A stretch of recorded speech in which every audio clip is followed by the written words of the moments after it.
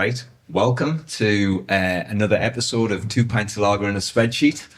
Joined today by three tax gurus of the Northeast. That's how I've heard you described in the run up to this. And what we'd like to do today is probably break some myths, set a different tone around tax, and highlight really what the value a good tax advisor can bring to the table.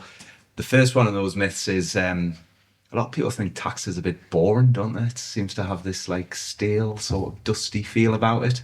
Knowing you three as well as I do, I mean that's just a myth, isn't it? Adi, how do you bring sort of tax to life for your clients? Thanks, John. I guess for me, it's breaking down between what's the compliance piece and you're looking back, and the people I guess don't see the value add versus the proactive, forward-looking. You know, where can we have a conversation and help you going forward rather than kind of just report what's been happening. I think, and that's what's all about. It's having a relationship with somebody so that you can have forward-looking conversations, be proactive with them, build a plan, and that's where you add the value. I think it's a longer-term discussion, but building some objectives and working through them, I guess, with that individual or business. Yeah, and Gary, I mean, you've got big portfolio of clients and probably had a number of them for many years. Yeah. What's your way of getting that relationship sort of going and bringing tax to life? Well, the first thing is, what is the individual's view on tax? Not everybody is upset about paying tax. They understand it's a necessity to provide services. Some people want to mitigate their tax liability. You've got to be careful between tax avoidance and being tax efficient, and my job is to identify to people how they can be tax efficient, and then it's their choice if they choose to do it. I think if you give them the options, like Adi said, via forward planning, I would much rather the clients I deal with understand the opportunities that are available, and then it's their choice if they choose to take any action or not. Yeah, and tax can be an emotive subject, can't it? And it's more emotive if it's reactive rather than proactive, I would say. Yeah, and I think we've all seen the news at the minute, and I think if you said to the good folk of Birmingham, is tax important? They'd probably say yes, because their bins aren't being collected. So there is a reason that we need to pay tax, and so we do need to provide services. And I think if you look on just tax on a global scale, the interesting thing at the moment is there's a bit of a geopolitical shift about big government versus small government. In Argentina's the prime case, where they have a new president who has shrunk the government hugely, which is reducing tax, and their economy is growing. Yeah. We're seeing in America with Doge, Elon Musk is going through and trying to save tax, because if it's waste, then you can save the tax and it reduces the amount you have to pay, and that ultimately generates growth. Whereas at the moment we have a government, rightly or wrongly, who is government focused and has been dealing issues with pay rises for junior doctors, train drivers, big government. So we need a large amount of tax to come in to pay for all of these services. Yeah. So we could see a mind shift in the coming years. Yeah, it is. It's a personal issue, but it's a societal issue as well, isn't it? And that's often the conversations we have go in all kinds of directions, don't it? There's not one conversation at the minute that doesn't, Mr. Trump doesn't get a mention in. And even yesterday, Stephen, we were talking with another tax advisor who is over in the States, and he's like, well, I want to come to the UK to break down some myths. Yep. and have a conversation about it. Nick, I guess you're a corporate lawyer, aren't you? So you're coming from sort of a different side to Adi and Gary. Yeah, so for a start, I'll not argue that the tax is boring and dusty as the lawyer. But no, I mean, our role is, we're not the ones providing the tax advice. We leave that to the experts. But from a company and a founder perspective, it's finding the right legal advisors who can actually identify and then signpost on the tax issues. And that it's never too early in a company's life cycle for that to start happening. From when someone incorporates the company as a limited company, there's tax implications from that. When you start taking your employees on, when you're looking for investment, all things that have tax implications, and need to rely on your advisors for their expertise on that, whether it's lawyers, whether it's accountants, whether it's financial advisors.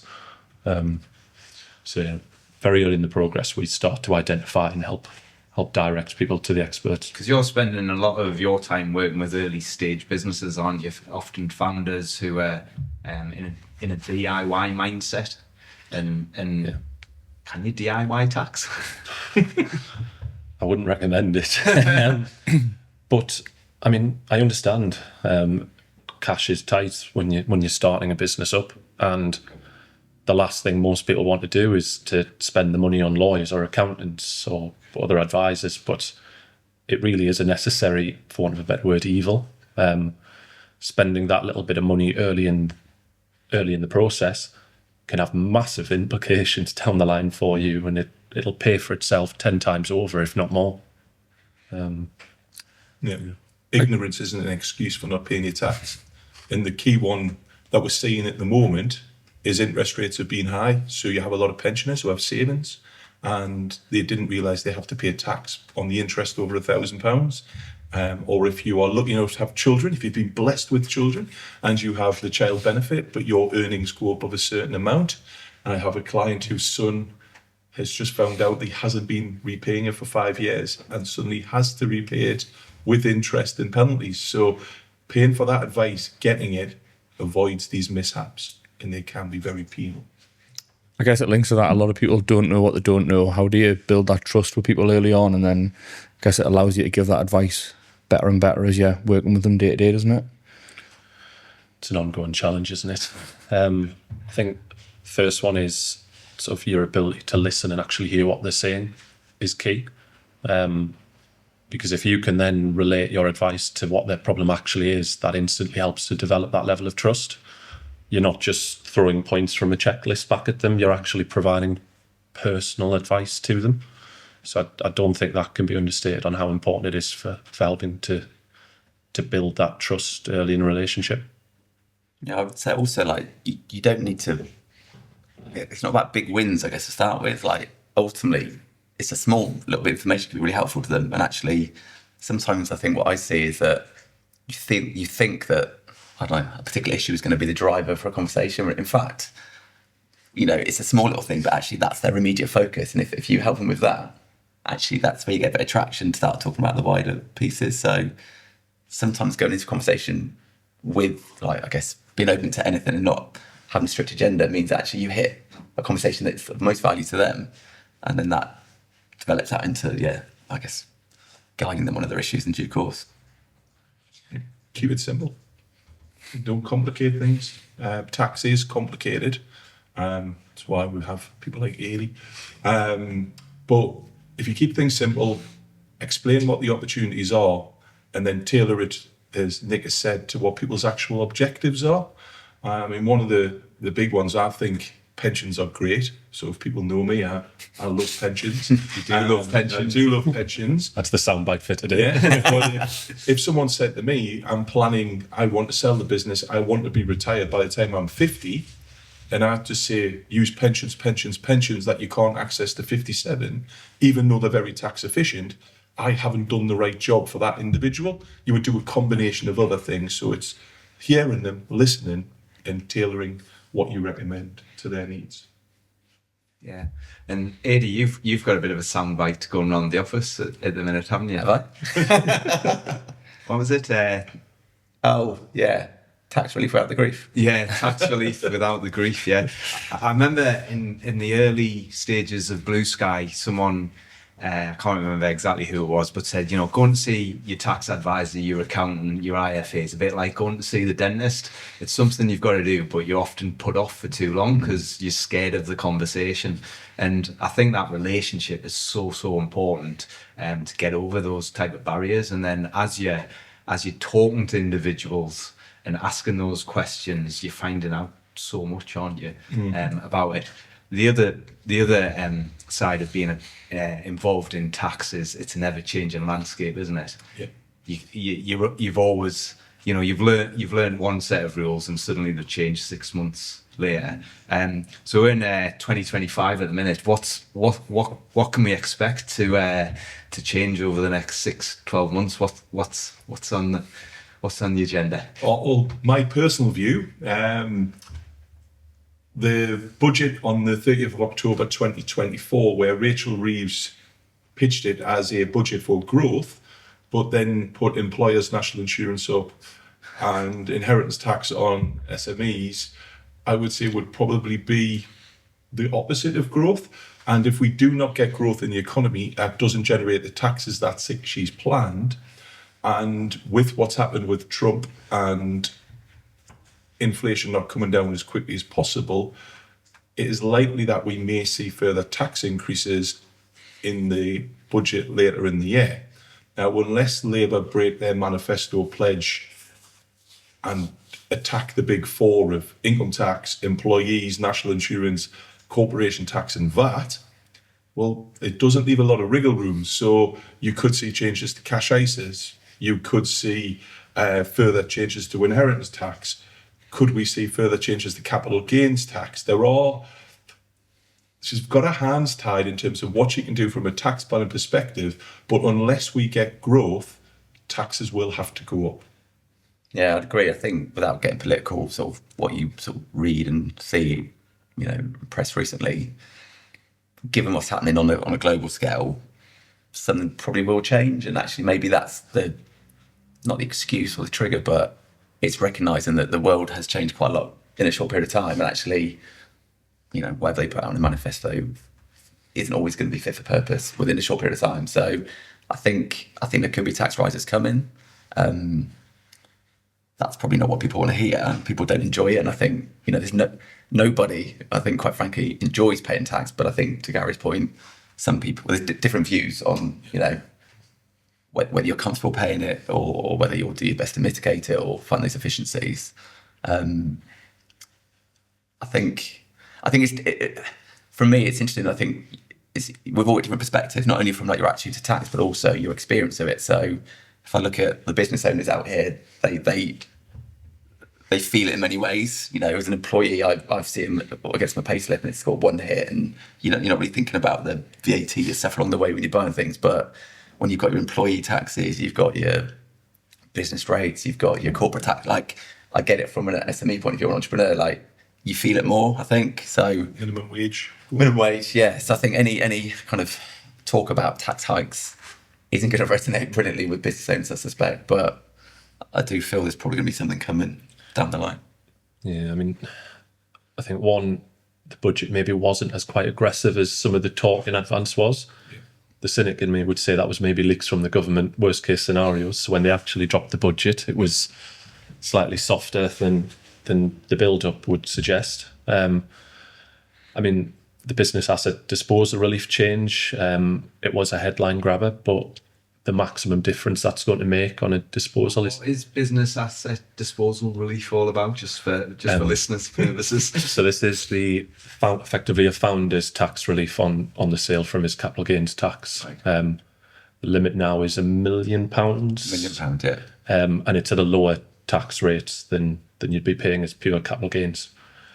With the change in that rate, because it has increased slightly, but the maximum difference that's going to be up to that £1 million limit, it's £80,000.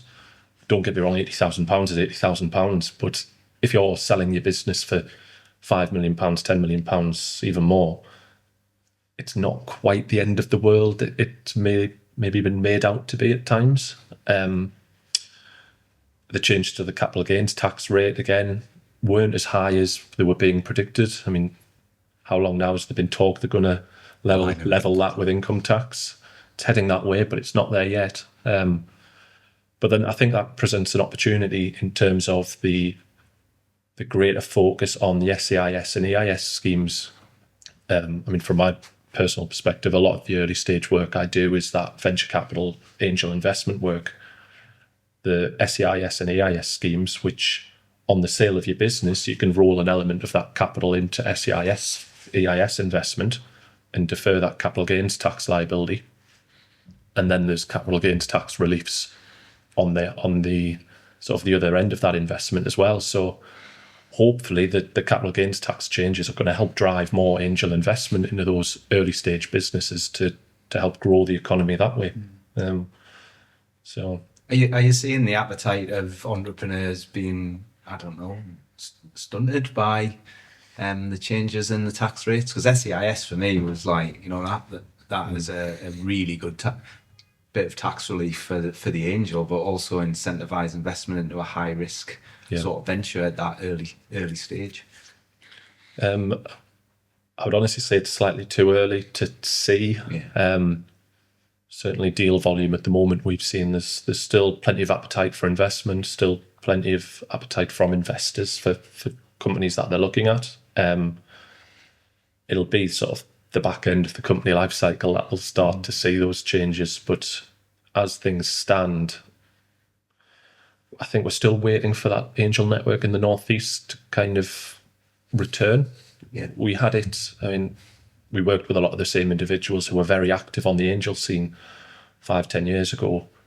That had dried up to an extent. There's some notable angel investors still very active in the region. But I think that is somewhere that the funding environment here is somewhat lacking still.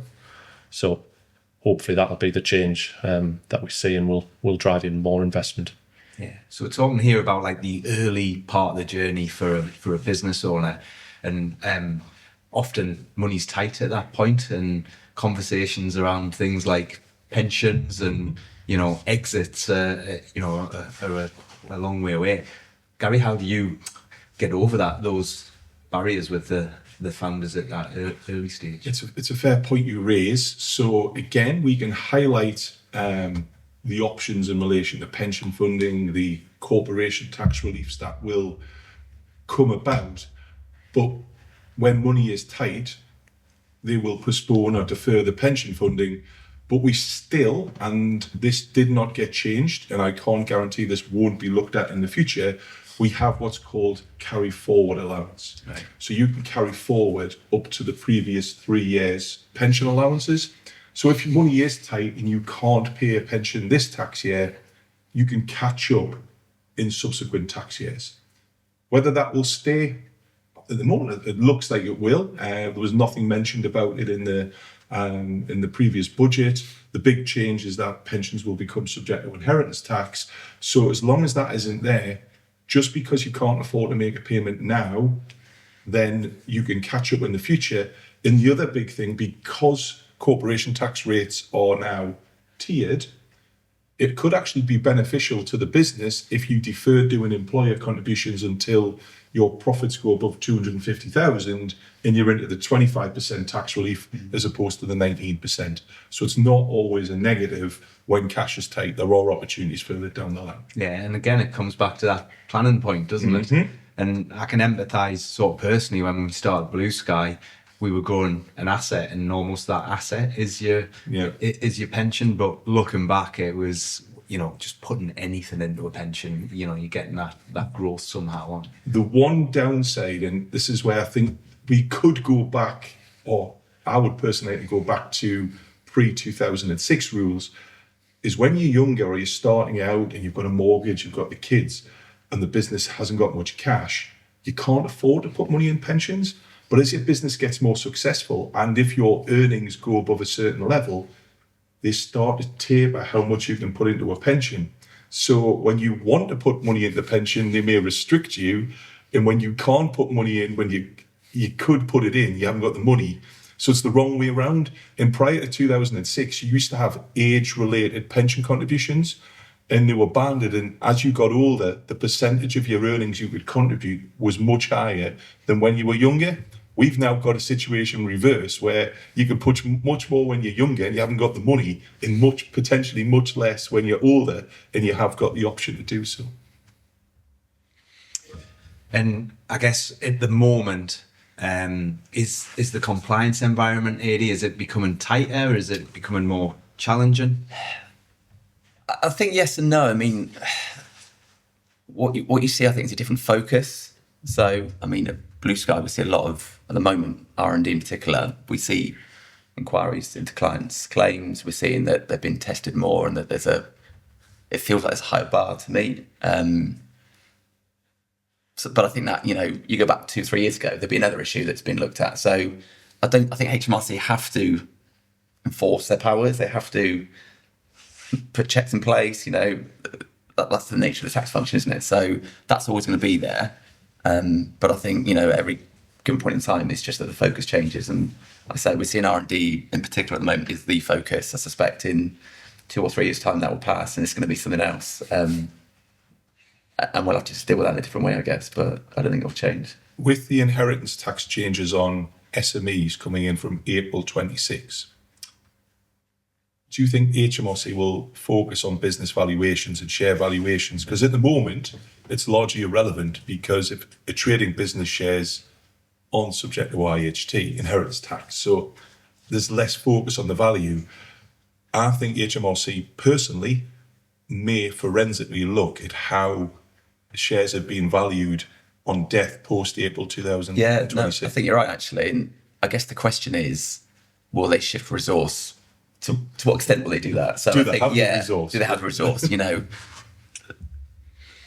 We were speaking briefly before the podcast. I think HMRC, there's some fantastic people there.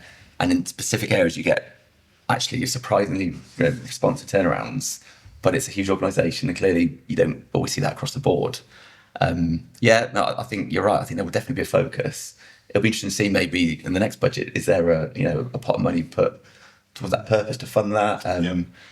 Will the rules change, or will there be some sort of, I wouldn't say U-turn. I think they sort of, they've sort of set their position, but it feels like there's a bit of give there somewhere. They're trying to sort of work with people to see what they can do without maybe being seen as taking a step back, but still kind of achieve their broad aim, but in a slightly different way perhaps. But you're right. I mean, it's been an area where if you've had shares historically in a trading business, there's various bits of planning you can put in place, maybe using trust, for example, that was very efficient, and therefore, that valuation piece wasn't so important. But I think it's definitely going to change. I think it's worth flagging as well that probably the most scrutiny a company will ever face in terms of its historic tax treatment, its compliance, its regulation matters, it's not going to be from HMRC, it's going to be from a private equity investor, it's going to be from a buyer during the due diligence process of part of that investment or that sale, because they will go through all of the financial records with a fine-tooth comb. So yes, HMRC have a lot of people to look at, but if you're reaching that stage where a third party is either coming into the business or buying the business, that's when mistakes from years ago could well come back to bite you. And that jump can be quite quick, can't it? From incorporating the business, founding it, from going through a seed round to actually getting into a serious due diligence process. And that's where, I guess, the DIY approach kind of comes out of the closet. Yeah. I suppose in those circumstances where it's a very short time from incorporation to a due diligence processes, you've not had too much time to make too many mistakes. Don't get me wrong, we do see them still, but the ones where we find the most skeletons in the closet, so to speak, will be those businesses that have been running for 20 years, 25 years, and they've had sort of maybe a traditional bookkeeper just doing the end of year accounts, and they've not had an accountant or a financial advisor who they've relied on throughout the year, not just in the month run up to year end. I sort of agree with that. I think if you're lucky enough to be sort of having a conversation with a founder, or you're in at that stage, you can kind of shape their attitude and their thinking, because if you can kind of get them on the right path to start with, I think the sorts of things that could come up down the line, all being well, will be avoided, and they'll see the value, like coming back to the point around when cash is tight. Well, understandably cash can be tight when you're at those early stages, but if you're getting price shit down the line through your DD, and you'll feel a lot more pain at that stage. So I appreciate there's a balance there. You can't always throw everything early on, but it's kind of being aware of what doing the right thing or sort of staying within those right parameters at the early stage, the benefits that can come down the line. Yeah, I guess we've all talked about that, a proactive approach rather than reactive. And I guess at DD stage or an exit stage, it makes all the difference, doesn't it? So, well, absolutely. I mean, little things like when you're raising investment, if you are taking EIS or SEIS, it's getting that advanced assurance. So you can tick the box to say HMRC have confirmed that we are eligible for this investment. Again, it's a cost, but if it helps keep your investors happy, it's a very worthwhile cost in my opinion. I guess that's where the DIY approach really slows things down as well, doesn't it? Because DIY as a founder, you might just not be aware of these type of things. So then as you go through a funding round or an exit, or there's going to be things come out that, not that you've necessarily done wrong, you're just not aware of because they're not your day-to-day skill set, is it? So absolutely. I mean, it touches upon a few of the points we've talked about already. How do you build the trust with the client to be able to say to them, I've seen this before, I know what we need to do, it's your first time on the journey, trust me in giving this advice. I'd say most do. There's always an outlier who they maybe don't rely on their advisors in the way that we'd like them to. You've got a few stories around that. Oh, I'm under strict instructions not to. But for the most part, I think clients do recognise the value your advisors can provide. And I think it does pay dividends down the line. do you think that's one of the biggest things you see on exit that like chips away at the price that Adi mentioned, or is going to impact an exit, is when they either haven't taken advice or they've tried to kind of do it themselves, or something else has gone on through that journey where they haven't taken the proactive advice? I guess it makes it a bit easier if they have. Yeah, I mean, we recently did a session with some warranty and indemnity insurers, which is Exciting stuff. we know how to have a wild time. And the most common cause for a warranty claim after an exit is in relation to the accounts and the financial matters. It's not in relation to litigation, it's not in relation to contracts, it's in relation to the accounts and the financial matters. So that really is sort of the pressure point. So yeah, if anything's going to chip away at the purchase price or the valuation, it's going to be that. So speak to your accountant, speak to your financial advisors throughout the process. It's an interesting one because when you're having a conversation around a fee, it's that value that the client's paying for, isn't it? Rather than, a bit of box ticking or whatever it feels like at the time. It's that opinion, that and that protection, I suppose, further down the line. Barry, I want to talk about pensions again, right? As the business grows, out of that seed stage or early part of the journey, one of the things that I get asked over and over again is, what the hell is a SIPP all about? Yep. So a SIPP, a self-invested personal pension, it just means you have a wider investment option in terms of what you do. Now, typically for business owners, I see them using their SIPP to buy a commercial property. Yeah. And I've got a deal going through at the moment. So an SME rents from a third party, and that rent to them is a waste. If they use their pension funds to buy a commercial property and their business trades from that, the business, the rent it pays is then boosting their pension savings. So it's not going to a third party. Also, if cash is tight, you might own the property within the business. And let's say you're in your mid-30s and you want to start aggressively funding your pensions, but you can't access them until you're 57. Well, you can do a little bit of a money go round. So you make a pension contribution into your pension, build it up, and then the pension buys the property back off the business. So you've had the tax relief, you've had the money go into a pension, and then the money comes back into your business and the property goes into your pension. And why that's potentially advantageous is the exit stage.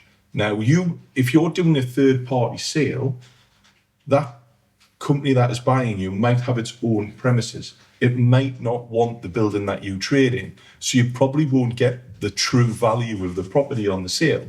Now, if that's sat in a pension, you sell your business for that value, your pension still owes the property, and you could rent that out to a new company or a third party, or you could sell it and you'll get the real value. So there are options with that. As well as a SIPP, there's something called a SAS, a small self-administered scheme. Now, that's a bit more sexy than a SIPP because it can do a loan back to the principal employer. So if you have made pension contributions and the business gets into a cash flow issue and needs some money and you don't want to go to the bank, you can loan the money back from the SAS at a commercial rate of interest. Has to be over a set period of time and equal payments, but it's a way of getting cash back into the business to solve a short-term issue. So pensions, although they will become subject to inheritance tax from April 27, they are still a great savings vehicle and can help with the business. I wish my girlfriend talked about me the way you talk about pensions. Yeah, and you know, for the entrepreneur, what you've just described is bringing a pension to life for them, isn't it? They can start to understand. It's not just a black hole of where a monthly contribution goes to. You can have some fun with it. Absolutely, we do a lot. I've got someone who's buying a bit of farmland at the moment. I've got someone who's buying an office block, and a company that's buying its own premises off itself at the moment because it wants capital to invest in growth projects. Mm-hmm. And there's cash sat in the pension fund. They've done an employer pension contribution, and that money's going to buy the property back off the business. The business gets the cash, and it can go and do the growth projects that it wants. Is it just property, Gary, or can you do other things with the cash? Yeah, property, you can only buy commercial property. You can't buy holiday residence, places in Forteventura, things like you can't buy holiday lets, and you can't buy your own house, unfortunately. But you can invest in a wide range of assets through a SIPP. Depends on your risk appetite. They're not risk-free. Some things can go up as well as down, but some things can go bust. But there are some restrictions on what you can do, but predominantly pretty much anything you can think of: gold, gilts, loans to the government, traditional investments, US equities, US tech companies, Japanese equities, you can invest in. So it's a wide range. I guess if people, I hear from clients sometimes want a bit more control of the pension, similar to what John was saying there about not kind of making a contribution and forgetting about it. It gives you that control, doesn't it? Absolutely. And it's important to continue to review it, and working with the likes of Blue Sky, I can give advice in relation to how much someone can contribute into a pension under the regulations, but there might be rules. So you might say, with the carry forward, there's potential for £200,000 to be contributed this tax year. You might say, well, that's all well and good, but HMRC, given the fact you've only been a director for 1 month, might say if the company contributes 200,000, whoa, we're not giving tax relief on that. So you then work with your tax advisors and you say, right, yes, you could pay 200, but you'd be better off spreading that because HMRC may take a dim view. So it's getting that collective approach to get the best outcome for the business owner. I think what Gary said is really interesting in terms of, or what you said, John, as well. You take kind of a simple discussion and then you bring it to life. And actually, I think part of our role is to be a bit of a challenge as well. So I think a client will often come to you and say, well, I want to do this to save this tax, or for this reason, should we say. And that might be because they've heard it from the mate down the pub. It might be because someone that they're working with is doing it. Yeah. And that might be the right thing for that other person, but it's kind of right for your circumstances. So I think if you could play a bit of a challenge and also understand, well, what is driving this? Like, tax doesn't need to be a driver. It's obviously part of a discussion, but right, I've got an end goal. Are there other ways you can get there that actually might be better for you? Or there's other alternatives, and let's think about what those alternatives are, rather than just maybe fixating on that one topic for now. I think that's part of our role, really. We're not order takers. We're there to give advice. Yeah, absolutely. That's what it is. Yeah. And options. Do you see any regular blind spots with the clients you're talking to, really? Well, I was thinking earlier, not so much a blind spot, but I think sometimes there's a perception that the tax is straightforward, and it can be in some instances, but I think sometimes it is important for us to articulate that it is complex, and we're trying to simplify things for a client, but it's not always simple, and there are nuances to it. In terms of, I guess, blind spots, I think often it's just that people come to you after the event, that they're not necessarily thinking that there's an implication here.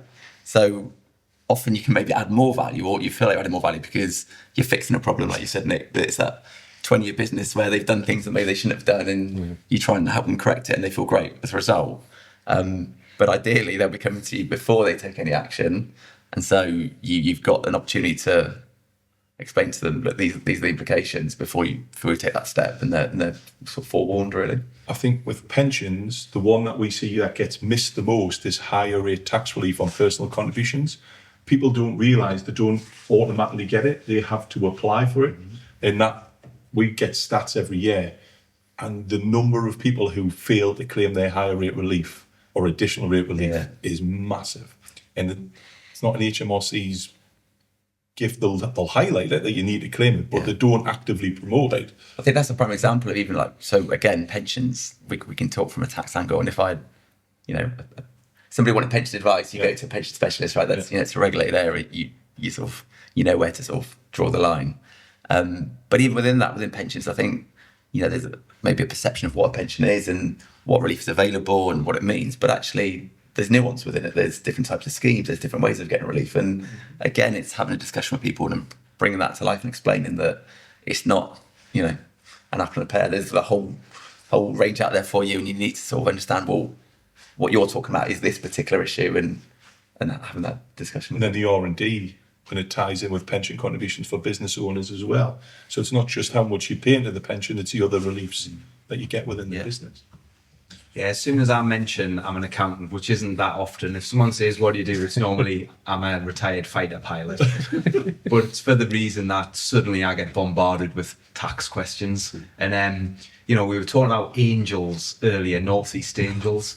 And I go cycling, and I don't go cycling with accountants, I go with my mates. None of them own businesses. They're all in employment. And one of the things I constantly try to persuade them to do is use SEIS and EIS relief. Is that the type of angel network you were talking about earlier, Nick, or do you need to be a super high net worth Richard Branson type? Well, you do have to pass the self-certified high net worth individual requirements. So, and what are they? Putting me on the spot now. Effectively, you can certify that A, you've got the wealth to back up your investment. Yeah. And B, that you are, again, for want of a better word, sophisticated enough in the investment process to understand the risks and what you're investing in. Yeah. So, unfortunately, no, it's not necessarily one that anyone could invest in. There is a sort of allowance for family and friends rounds. So, in Blue Sky's early days, if your cycling friends had a bit of cash down the back of the sofa they wanted to put in, then that would have been an opportunity as a contact of the founders. But unless they met those requirements, they wouldn't be able to invest 5,000, 10,000. It doesn't have to be 100,000 into a business that they've got no connection with. So yeah, there are some limitations in there to protect the investors. Mm-hmm.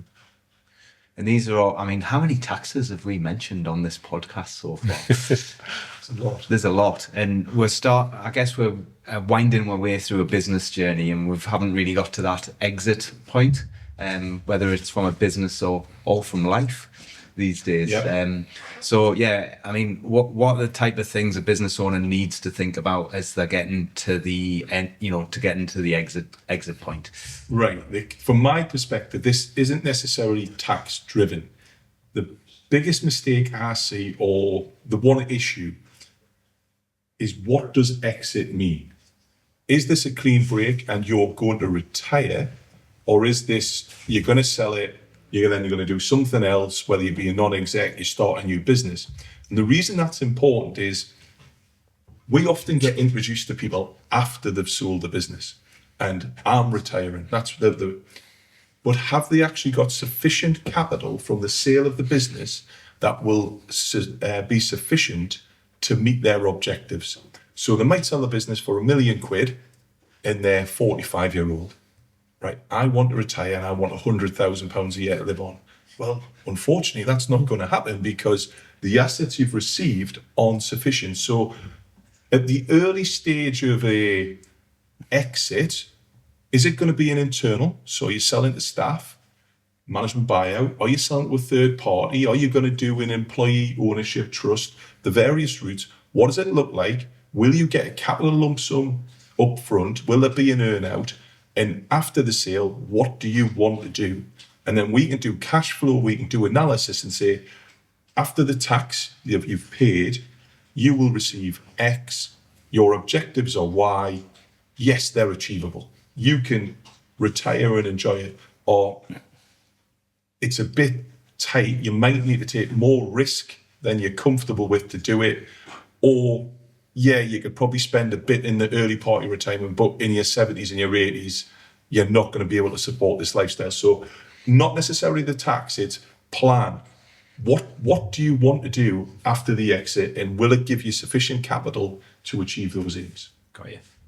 I'd agree from a different angle, I guess, from a tax advisor angle. I think it's thinking about, well, what's your structure today? What possible structures are there going forward that you might want to use?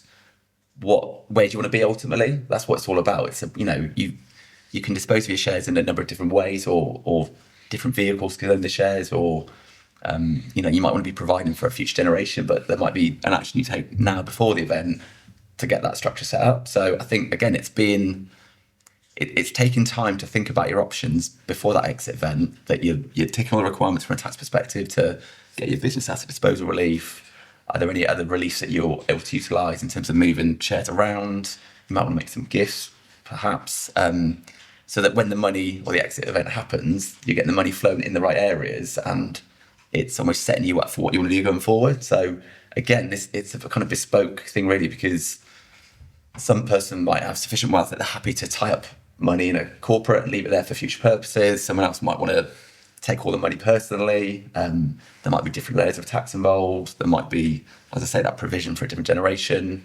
So I think if you have that discussion far enough before the event and sort of be forewarned about the implications, you can start taking steps to put you able to be. If, sometimes the next event might become something you think, and you don't have enough time to put all these things in place. But for those that do, I think it's a good time to sort of take stock and have those discussions. Are there any sort of simple, easy things you can do to keep your team on board, I suppose, on this journey?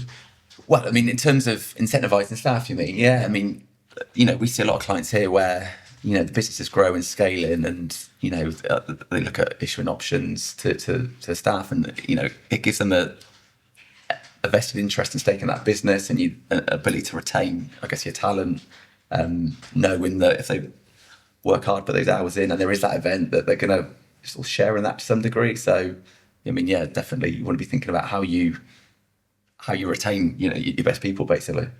I think that's very important if you've identified a management buyout. So if you have key employees who you want is your exit strategy, make them feel special. You could increase pension contributions for them above the normal staff. You could do gym memberships. You could put life cover in place for their family, electric car schemes, but make them feel valued. So if you're relying on them to buy you out of that business, why do you treat them the same as other members of staff in the business? The simple things you can do. There are tax reliefs available to the business from doing these options. It could be shares, but make them feel special. And these are just good things to do for other human beings that you're spending, 7, 8, 9, 10, 11 hours of your day with, depending on what your working rhythm is. Yeah, Spoken like a true B Corp. Yeah, we had to get it in there. And I think from the legal perspective on the options, yes, they are a brilliant way to incentivise the staff. But one thing that we maybe see is they're sometimes granted too often. They're issued early in the life cycle of a company.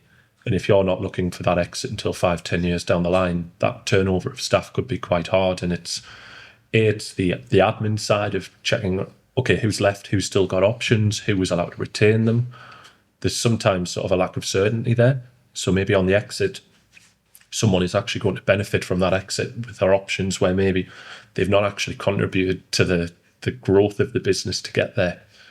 I think Adie's point about knowing the timing of your exit, and so you can put sufficient steps in place is key, because for an EMI option, for example, you can't put that in place while an exit is being contemplated. So you need to have that in place with enough time for them to actually enjoy the tax benefits on exercise of that option. So it is an element of it is having a crystal ball, but it's just, if you speak to your advisors, right, we're going back to this time and time again, aren't we? It's if you're in constant dialogue or regular dialogue with your advisors, they can recognise the sort of the trigger points for you, which maybe you won't have as a business owner on your first time, you maybe won't recognise. So they can help to say, have you considered X? Have you considered Y? Maybe now's the time to do this. So it's relying on their experience at times with this sort of thing. I think we've all spoke about, I guess, especially if there's an exit on the horizon, speak to your advisors early is probably key. What one bit of advice would you give to a founder or a business owner if they were kind of coming to speak to you now and heading off on that journey? What would be your number one thing to say to them? I think it's, as Gary said, what is your exit?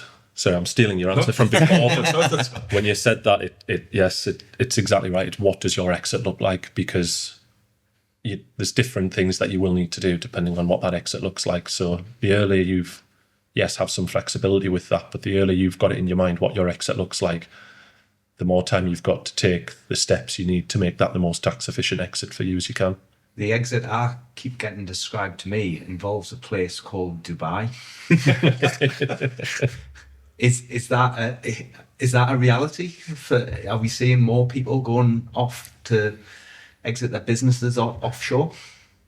Yes, I have clients that I'm dealing with who, not necessarily from business sales, but wealthy individuals who are leaving the UK.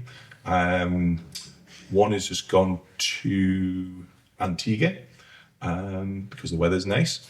I have learned a lot about the Jersey tax system because I had a client who looked about going to Jersey and it's not as advantageous as you may think. But Dubai is very popular because of the climate, the tax regime, and you can enjoy the benefits while you're there. So, we are seeing wealthy individuals who may be worried about tax hikes moving abroad. But it's an emotional decision, not just the tax. Do you want to leave the UK? You leave your family, uproot, take your kids away.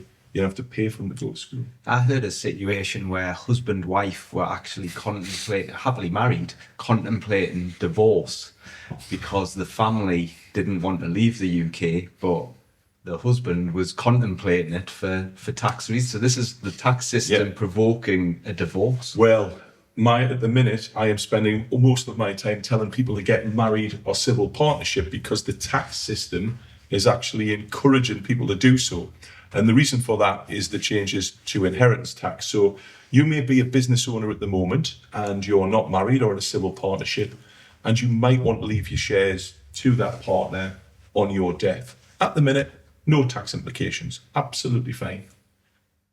If you die after the 6th of April next year, you can only give £1 million inheritance tax free to your partner. Thereafter, 20% tax on the value above. And then from April 27, the pension will come in. Now, you may not love your partner, but it can save a lot of tax. So, as I said yesterday, I'm more than happy to come to the registry office and be a witness. So you don't necessarily have to get married for love, but you may want to get married for tax. Once you start talking, I was going to say Sophie listening to this podcast is my other partner, but then you went down the love route. So anyway, I've done it. I've done it anyway. Steve, you're getting married soon as well, aren't you? September, yeah. Love our tax. Is that your partner driving that? No comment. Cool. So, we've skirted around inheritance tax. It's now an issue, isn't it, for people who haven't had to think about it. Yeah, and I think if we just go back to the SME, and even if you're starting out, when you're having discussions about the exit, well, what's that? You have a value for your shares. If we're talking about inheritance tax, what's that? Well, we need to value the shares. So your shares have a value.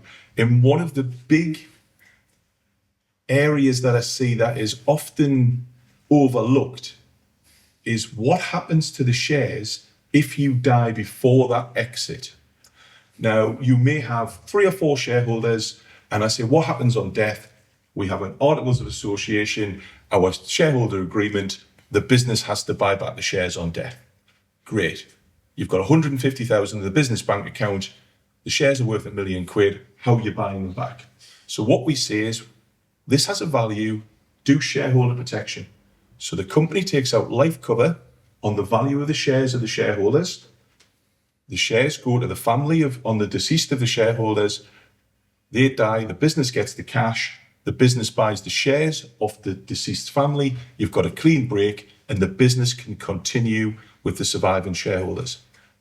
Otherwise, what you might have is a family who don't work in the business, have no skills to work in the business, continue to get dividends even though they're not working in the business, or God forbid you turn off the dividends and the survivors to go to salary, and it causes all sorts of legal issues. So having things like shareholder protection, just good DIY to protect your business. Also, not even just for the business owners, you might have a key member of staff, 80 for example, and if 80 dies, your business might collapse. So why does the business not take out life cover to protect the loss of profits or the cost of replacing them if they died? So there's housekeeping you can do along the way, because ultimately you're building something that has a value, but why the hell would you not insure it? You insure your car, you insure your house, insure your business. I mean, that key person insurance, it's often a requirement of an investment round.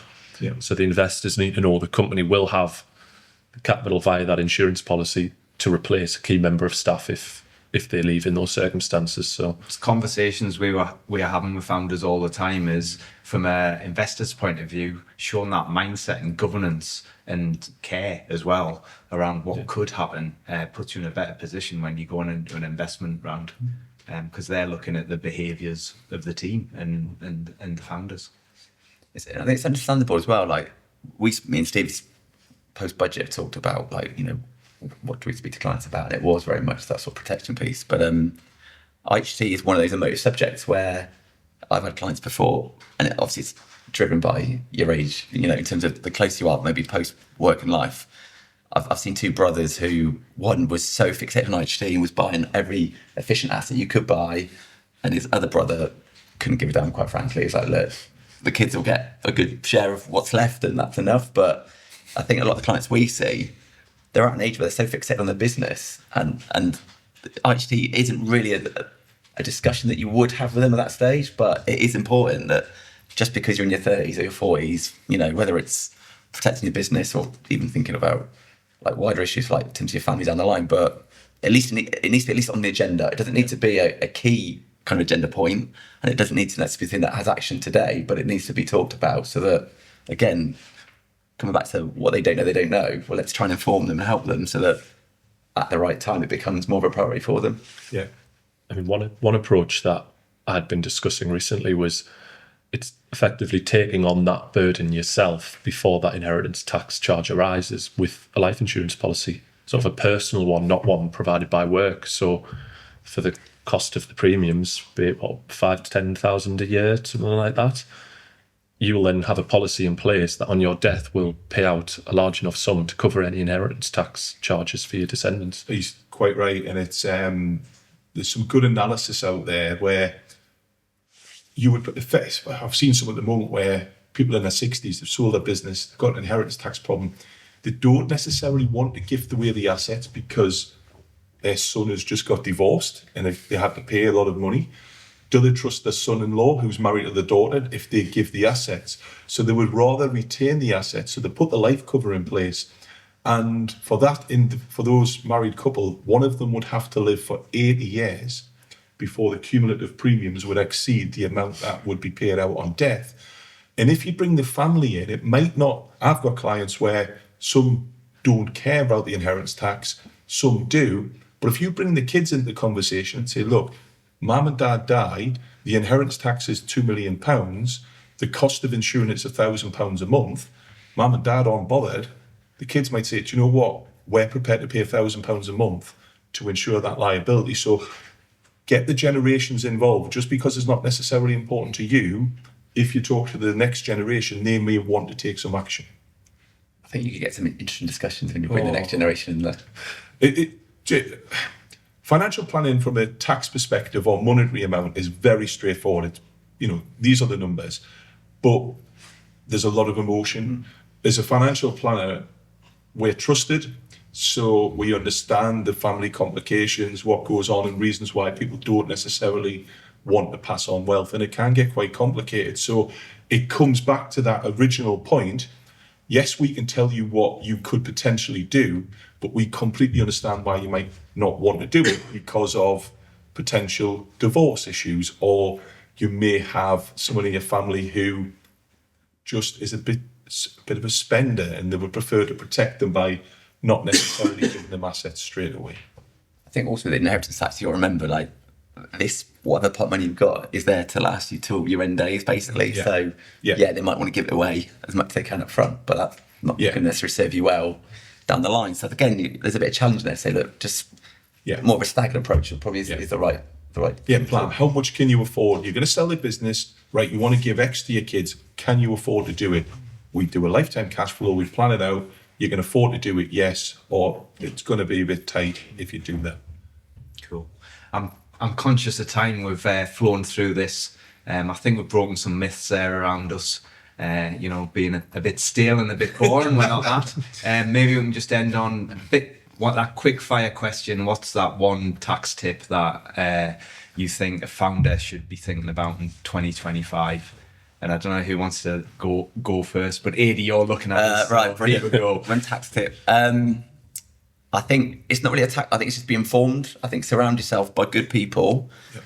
Coming to the point around, the early stage businesses or founders may not have the cash available. You can have good conversations at no cost. You can be part of networks or forums where you can learn from others and you get different viewpoints. I think. Or give Adi a ring. All that, yeah. I can try and help. Yeah. Cool. I think it's just having the knowledge, understanding what are your options. You may not want to do them, but being informed. And if you're informed, then you can plan effectively. And it may be something you don't want to do today. You may want to do it in the future. But all I would say is that potentially tax could get worse in the future. So using allowances whilst they're available is probably important. Love it. I'll go for a specific one. SEI, SEIS, HMRC can look back 3 years. So you need to maintain the eligibility for 3 years.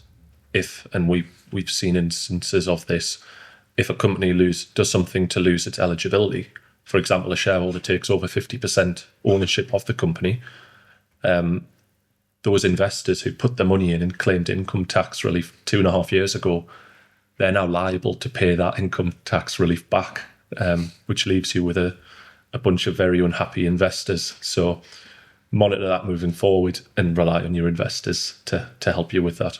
Brilliant. Nick, Adi, Gary, thank you. That's a wrap. Thank you. Thank you. Thank you.